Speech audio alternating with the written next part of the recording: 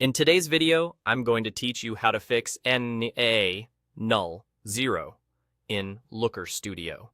If you're seeing NA null or unexpected zeros in your charts or tables, it usually means some of the source data is blank or has gaps. The most reliable solution is to go back to your dataset and correct those blanks at the source, whether that's a spreadsheet, a database, or a connector configuration. However, if you need a quick practical workaround inside Looker Studio, you can use a filter to hide the problematic rows so your visuals stay clean and readable while you sort out the data later.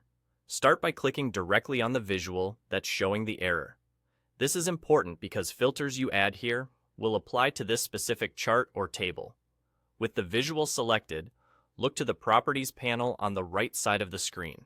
Find the option that says Add Filter, then choose to create a new filter.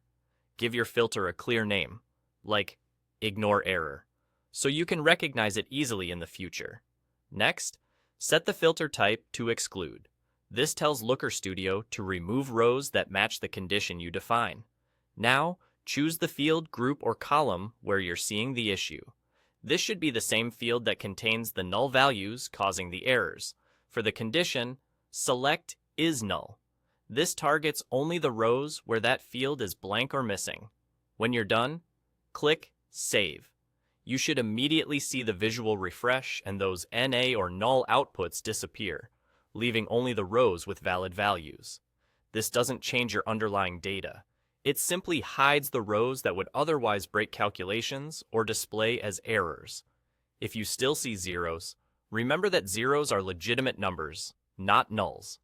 The I is null condition removes only blanks, so zeros remain unless they originate from rows that are null in the selected field. A couple of quick tips as you review the result.